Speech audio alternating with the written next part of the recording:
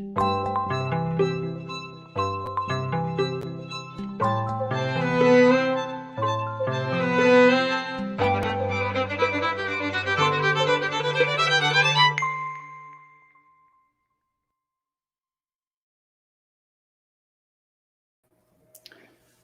morning, everybody. Good morning. Hey, Kathleen. This is episode 120. And it's Fascism Friday. Fascism Friday. It's November 13th, 2020. And Friday the 13th. Fascism Friday the 13th. What? That's like double fascism. Yeah. There we go. How Friday the 13th in 2020, what could go wrong? Before we dive into the ways that our lives are miserable under the Trump administration, we should introduce ourselves. I'm Mark Van Stunik. I'm the director for the Center for Prophetic Imagination. And I'm Daniel Walpert. I direct MICA, the Minnesota Institute of Contemplation and Healing. And actually, when you said that, though, what I thought, the first thing that popped to mind is that 2020 has been so psychotic that maybe it actually makes Friday the 13th not that bad. Like maybe there's a reverse effect. It's like double negatives equal positive. Right. That's mathematical almost. Yeah. There we go. Okay.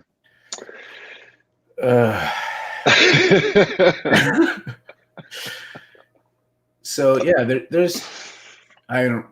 it gets depressing reading the news a lot, but there's been just every day there's something delightful coming out about what Trump's doing to leverage this failure of his at this election. It's been pretty astonishing and disturbing. I joined Parler today, the social media that all the conservatives are joining because Facebook is so totalitarian and liberal. So yeah, and Mark joined it about 10 minutes before we started the show, and I wanted to see if he could get kicked off before the show started. But not yet. That didn't happen. I only posted one thing. I started a little argument with Dinesh D'Souza, but I don't think he probably will read it.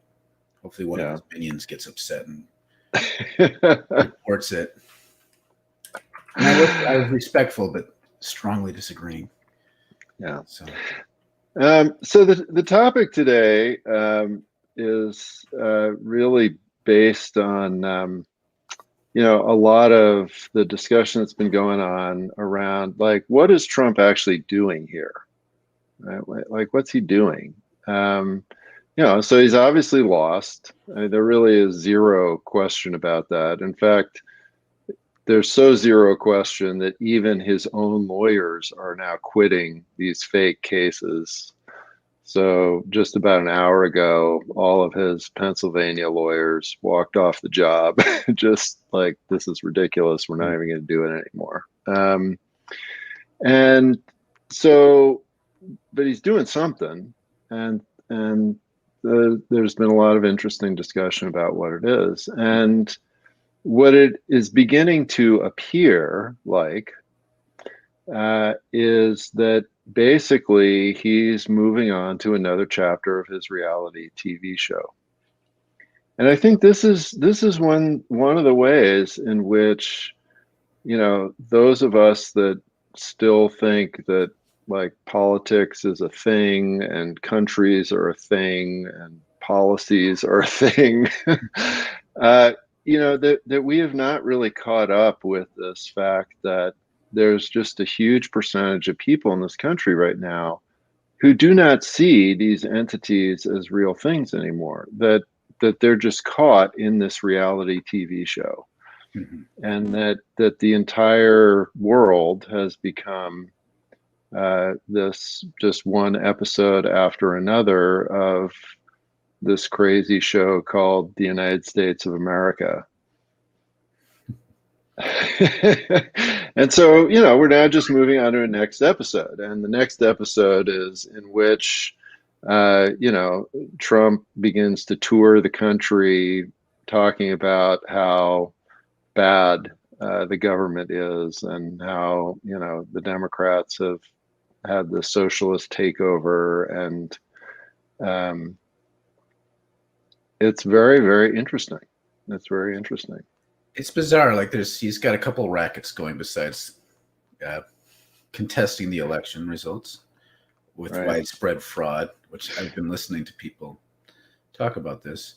It's fascinating, the unreality that they live in. But then also, like, he's going to make bank. And this is I read this article that apparently Eric and Donnie Jr. are urging Dad to like keep pushing because this will be good for the brand. But Ivanka thinks that this might hurt the brand, and now might be a good time for him to pull out before he burns too many bridges. So, but the whole conversation seems to be about what's the best thing for the Trump brand. Right. And to me, this is like totally like, that's why he did The Apprentice. He didn't do The Apprentice because like he does those things to increase his overall brand. That's always his end goal. Becoming a dictator for life would be great for his brand. But, he's got a lot of agitation to build off of. Another parallel with reality television here is, those dating shows where they have like 12 women compete to marry the one guy, like Joe Millionaire. The Bachelor, that sort of stuff. Right. They found that like if you put a bunch of people in a house and have them like cut off from the rest of the world where they have a forced myopia and make them compete with each other for the affection of one person, it just causes you to fall in love. Like you would never like that guy in real life otherwise, but the conditions create this like psychosis almost. And so there's something in there about how Trumpers are right now, sort of like growing myopia, their own social media, their own television networks, going to these events where they get to praise their leader. Right. Well, and the other thing about these shows, right, is that it doesn't matter whether you win or lose, right? So that because it's all about, creating the brand and the image of each person. So you've got, Don Jr., he's the cool, suave guy, Ivanka, she's the hot babe, so-and-so, he's the loser who's making a comeback, right? And so it just keeps spinning. I mean, that's the amazing thing. Like the people that lose in The Bachelor and The Bachelorette, they then have their own shows, or they get to be on the next time. And you look at Worldwide Wrestling, which is also, Trump's big thing. I mean, he loves that. It's really involved with that.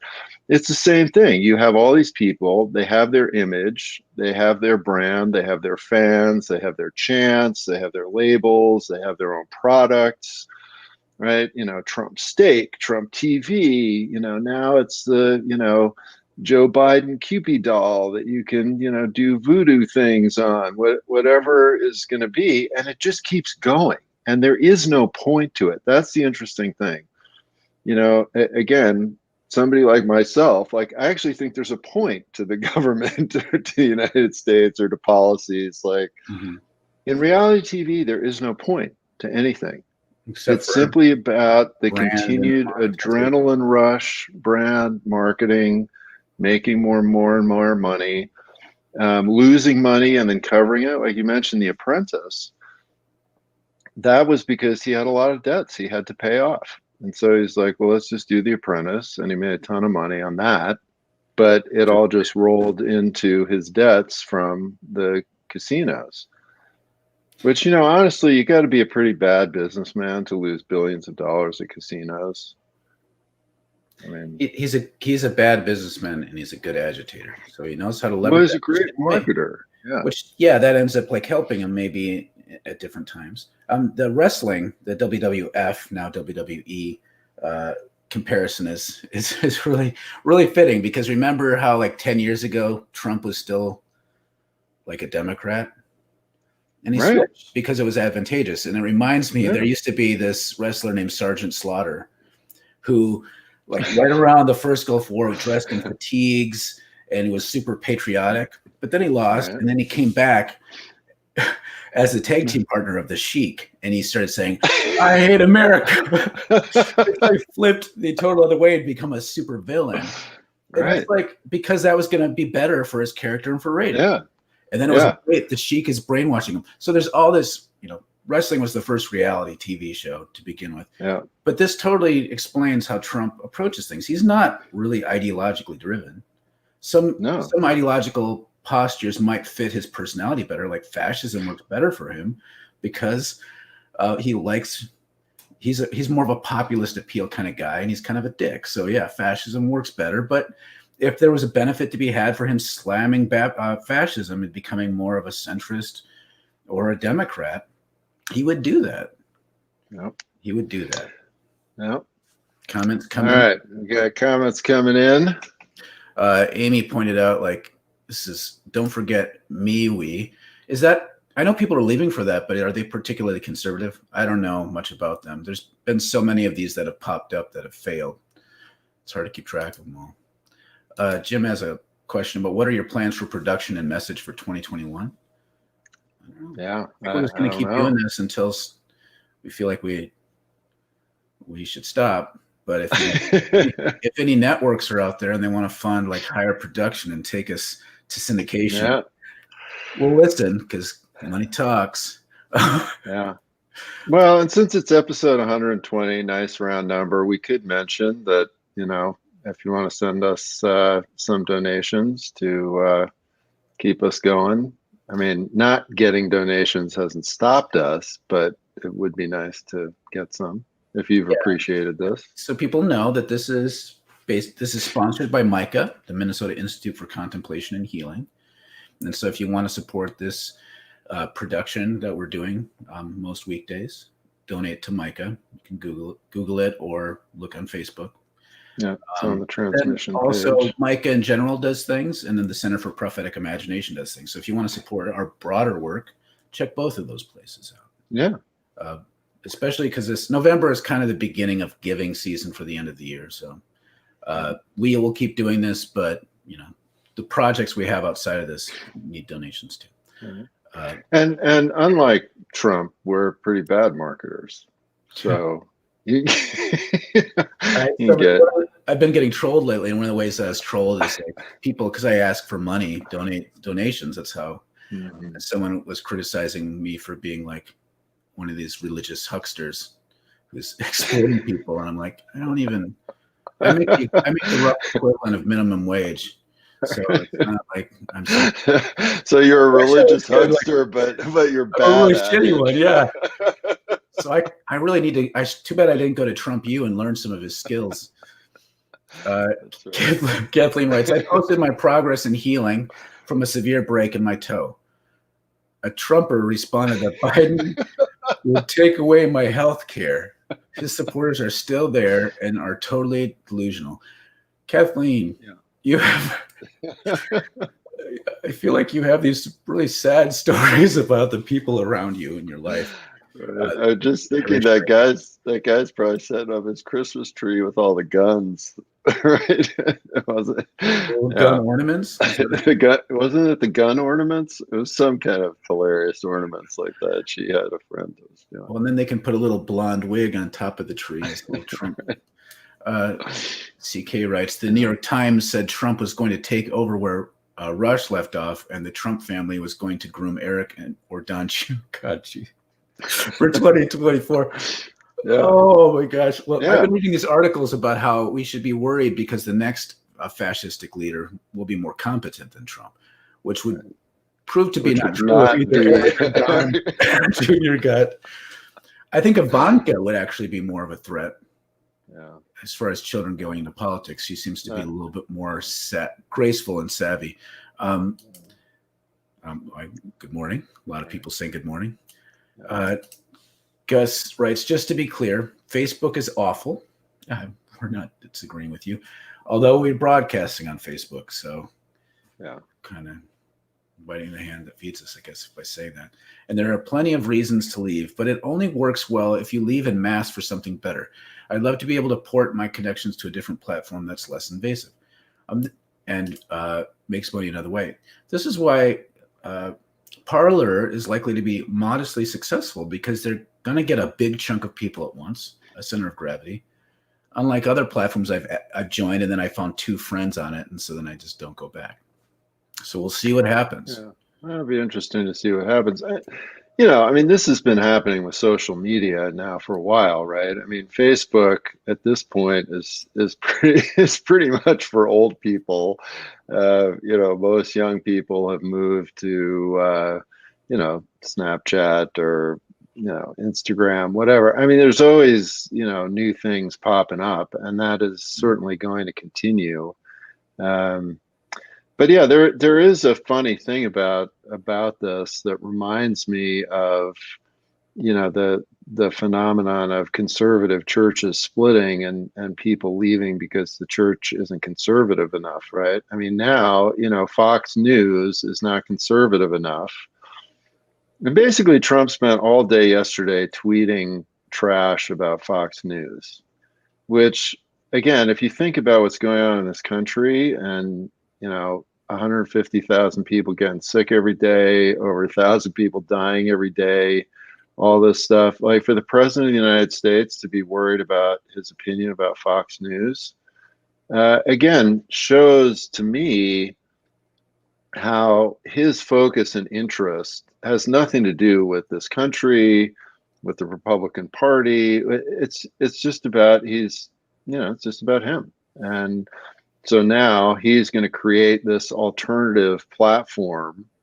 on all, there's this new other TV station it's uber conservative.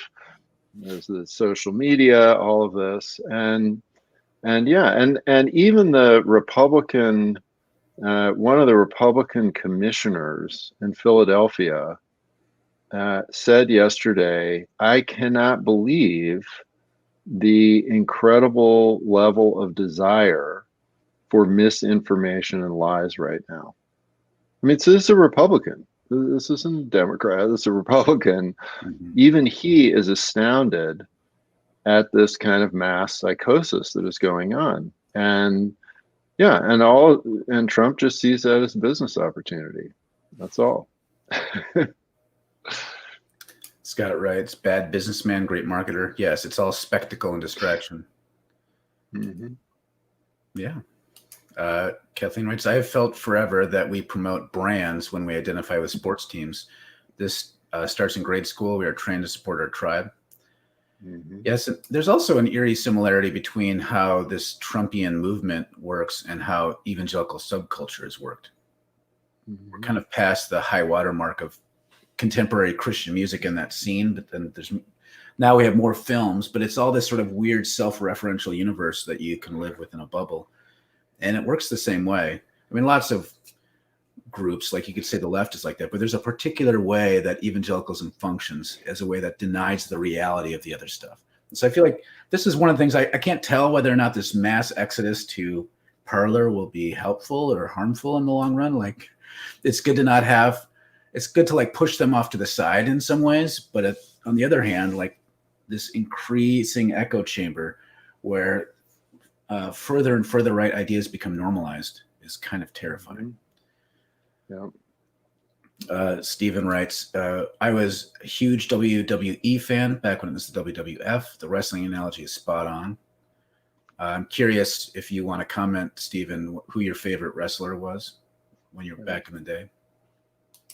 I'm curious. I was a Hulk Hogan. Well, and of course, a lot of this shift into the political realm of this started in Minnesota, right? I mean, we ended up with a pro wrestler for governor, and and so this line between reality TV, which, of course, if you know anything about how those shows are made, it's not real, it's all fake, and reality has slowly been becoming blurred for a long time. And and one of the things that I do think is important to sort of point out, other than just bash the whole thing, mm-hmm. is that in some ways it does satisfy the pain that people feel around the fact that the government and the political system actually doesn't work for them. And so if I just turn the whole thing into this sort of entertainment joke, then that makes me feel a little better. And so then at least it's kind of fun to pay attention to in this weird adrenaline rush sort of way. CK writes, the famous line is, any publicity is good publicity. And I think Trump acts that way. So like even bad press, he tries to spin into good press. And that's one of his secret powers, I think, his superpower. Yeah, no, he totally understands that. If he's in the news cycle every single day, then that's a good thing for him. That's his governing strategy. Like, it's true. But conservatives, if you say, oh my God, Trump said this, conservatives will also often say, he's just saying that, watch it, what he does. And there's more truth in that than a lot of Democrats want to believe sometimes. But at the same time, it's still dangerous to stir that up. And the things he's doing are bad enough to begin with anyway. But he definitely knows dominating the news cycle is good for his brand. Amy, just to expound on the MeWe, says MeWe is an alt-tech social media and social networking service owned by Scruples or Scruples. You have to say that with a German pseudo-Nazi accent. Scruples. A company.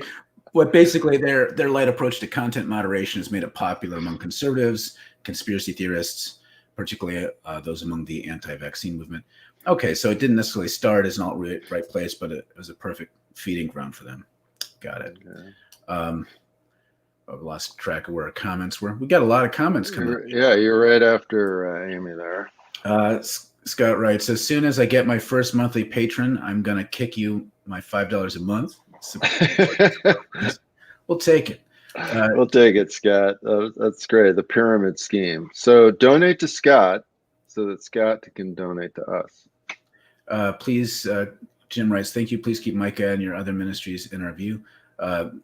Just so people know, Micah is spelled with an H. It stands for the Minnesota Institute for Contemplation and Healing. Yeah, like the book in the Bible.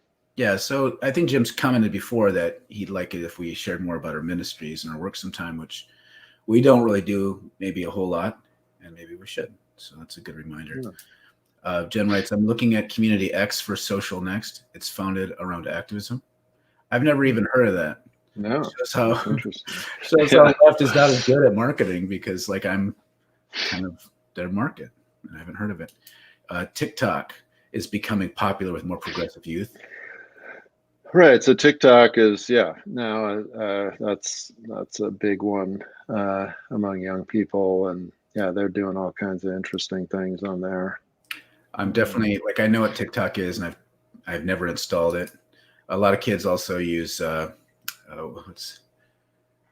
there's like a messaging. There's all kinds of apps, and I'm already with my son's like, I want to get on this, and I'm like, I don't know what that is. I used to be the tech guy, and now I'm like confused old man all the time.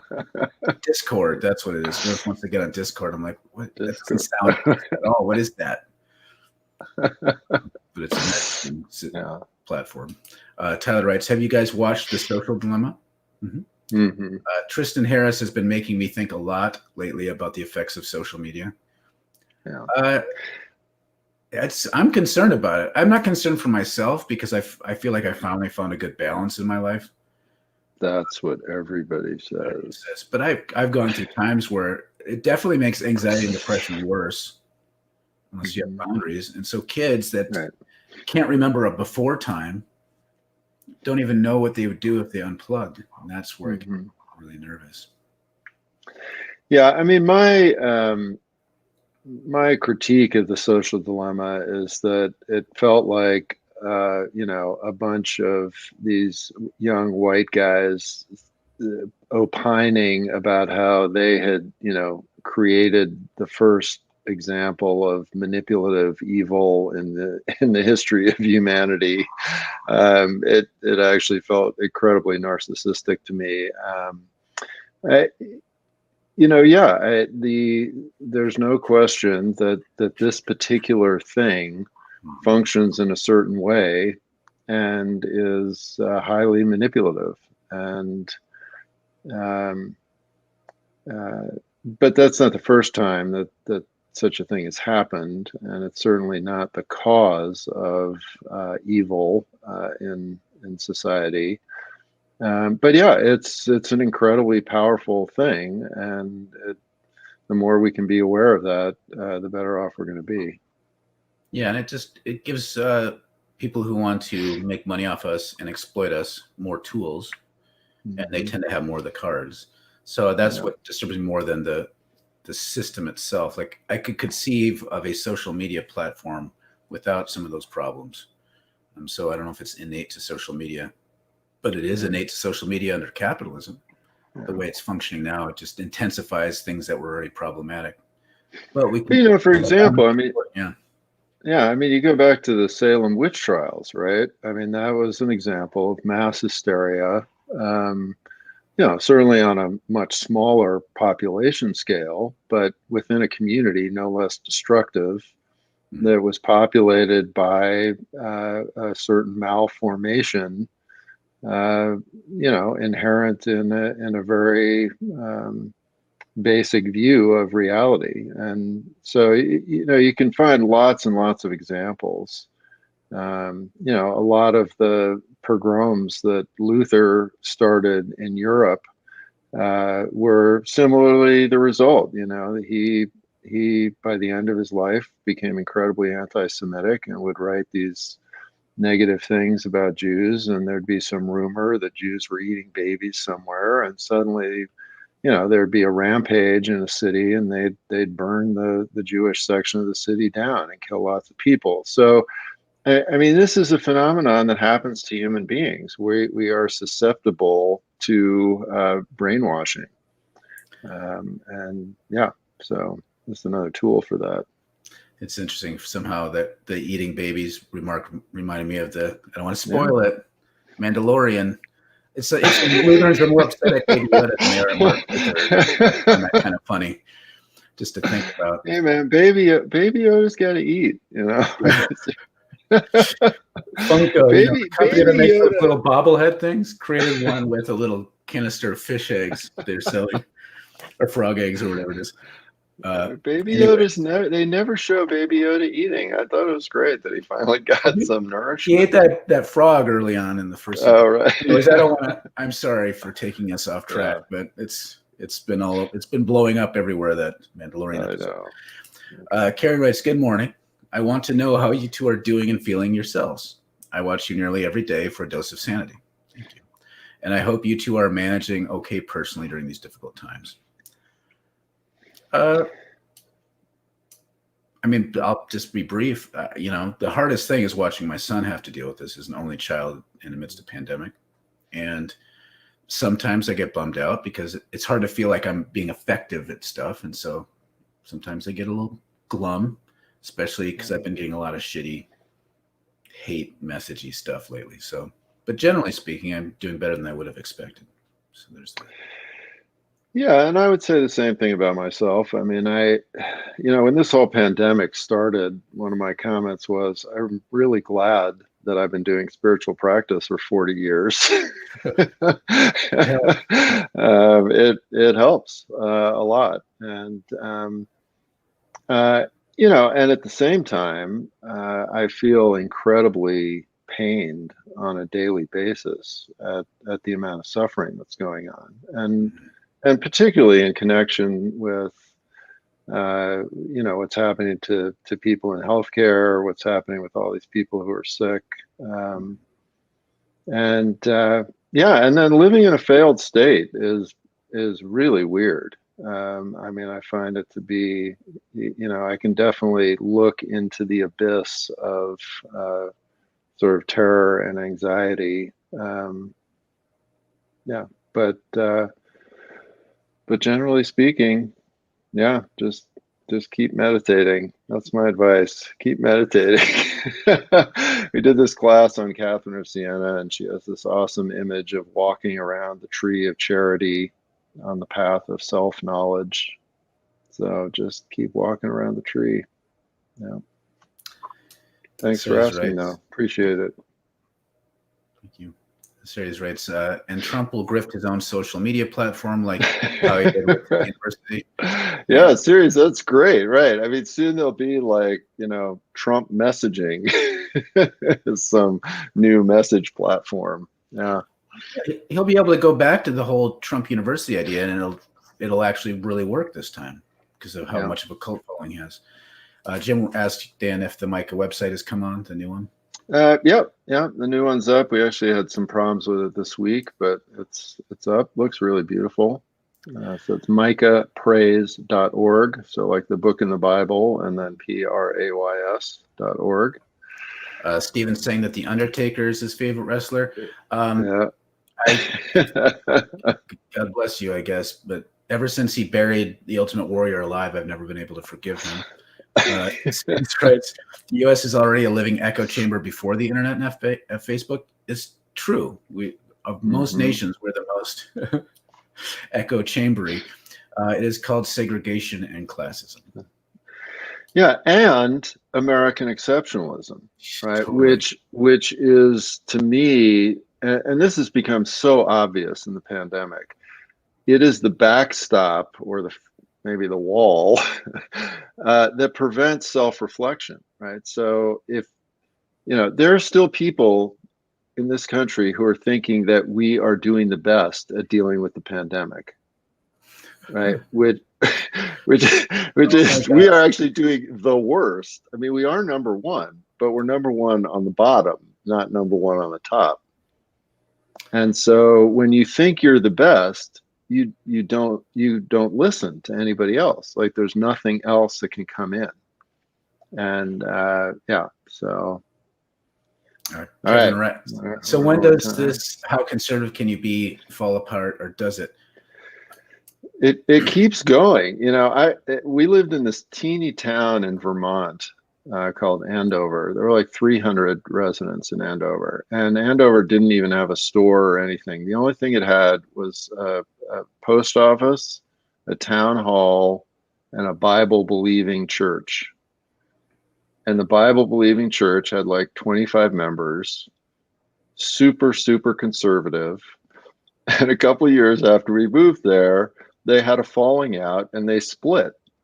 And all these people, like 5 of the 25 or 6 of the 25 went to an even more conservative, smaller church. And so it just like keeps going. This weird iteration of things. Scott is telling us that Martha Hennessy is the granddaughter of St. Dorothy Day, sentenced today for the Kings Bay 7 direct action. That's been in course for a while. Several already given years of jail. Love and support these comrades. Yeah, absolutely. Thanks for updating folks on that. CK writes, remember when people didn't take Ronald Reagan seriously because he was an actor? Yeah. Now look where we are. Thanks, Ronnie. Yeah. Oh, and growing up in California, I remember it very well when he was, thinking about running for governor. And I remember, my parents and all their friends thought it was a joke, that there was no chance that he was going to win. Yeah. Thanks, Ronnie. Kathleen writes, I remember when TV was promoted as something that would educate us. I mean, have you watched Ancient Aliens? We would learn about science, other cultures, and learn new languages. But we got I Love Lucy and Leave It to Beaver. No. Yeah, that's the thing. Like this tool, the television could be, well, it is amazing at points. Like there's amazing things that come up from television, but it's driven not by a sense of what the common good is. It's driven by making money. And so if that's your primary impulse, it's not going to go, you're going to end up exploiting humanity in order to get more money. So this is why capitalism is problematic. I would love to see what social media and television work like in a socialist, anarchist utopia. That'd be wonderful. Well, it would look like this. Like, this is awesome TV. Yeah. And we're not making any money. But we'd be, this is what it looks like. We wouldn't have to make money because we wouldn't be worrying about dying or not having dental work done. Yeah. So people would be able, with less money, would be creative. Just like how it is in activist circles with arts. the arts. Like people just make do and they get really creative and have fun together. So Yeah. that's Well, what Facebook but that's is. happening. We're on episode 120. That's true. So Good see, point. we are a beacon of light in the darkness. Yes. So this brings up the Benedict option. Yeah. That's basically this idea. It's very evangelical sounding, but I think the dude's Catholic, right? Or yeah, I can't remember the guy's name. Ron Fallen Dreyer. Catholic or something. Yeah. Ron Dreyer. This idea that, well, really, if we are losing the culture war, instead of trying to fight it, we need to create our own enclave. And so we talk about this a little bit from a positive side. I guess he's coming, so I'm going to mute Dan and let you start talking. Uh-oh. Something's happening to Mark. That There's baby Yoda egg that he ate. That's hanging back, which is really not good at this moment. But let's keep going. All right, we got to keep going. We're over time, man. Evangelicals have been groomed to flock to authoritarian leaders for decades, so it's no longer surprising to me that they support Trump. That's right. Ed writes, we somehow got stuck and refuse to evolve, or just don't. Yeah, I've been talking about that quite a bit recently. We have not evolved, and we need to. It would be really nice. Glimmers of awesomeness, like Dan was talking about with social media and stuff. So there are people growing, but our system, I mean, we're reaching the destructive end of the system we're in, and we have to move past it. Yeah. For our own sake. Kathleen writes, isn't it interesting how babies become part of the propaganda, whether it is eating babies? Yes. There's something about, people, emotional attachment. The actual voiceless, there's that too. Like, it's going to use people who don't have any agency in the world and try to be crusaders for them, so then we can assert our own agenda into it. So there's that piece. And then there is something about babies that's sacred. And well, it's like deeply biological, right? Yeah. You're threatening the future of our species or ourselves. Yeah. Julie writes, nice hearing your live voices again, even if only for a few moments. Yeah, good to hear from you, Julia. Haven't heard from you in a while. It's good to see you. Dorinda writes, all this self-absorbed entertainment from sports to reality TV through social media is an echo of that religion is the opium of the people. And so that so occupies the human existence that keeps them someplace between asleep and numbed from their own reality. Yeah, this is it's how apathy works. Like, so we are conditioned to avoid pain, and so if we start feeling any discomfort about reality, we can go be numbed. Like, this is and capitalism thrives off of this. Mm-hmm. Yep. Dreyer is now orthodox. Left Catholicism is not pure enough. Yeah, see, that's how it works. You keep splitting, you keep leaving. That's really pretty funny. Jump sides on that filioque controversy. CK theology nerd joke. CK writes, remember when Fred Rogers went in front of Congress and got funding for public television? And now look where we are. Thanks, Congress. Yeah. Well, and now, amongst the right, public TV and radio, is seen as this great enemy of freedom and this terrible, evil social communist thing. So, all right. Well, thanks for all the great comments. Really fun to talk with everybody. And so pick your favorite star, maybe draw a cartoon, send it in, post it on the transmission page. We could start our own little stable of reality TV political wrestling types. Mm-hmm. Yeah. Or something. Well, I'm assuming we'll see you on Monday, everybody. Yep. Pending the Civil War and all sorts of bad things that could happen. And we'll figure out before then what we're talking about. But until then, we'll see you. All right. Have a good weekend.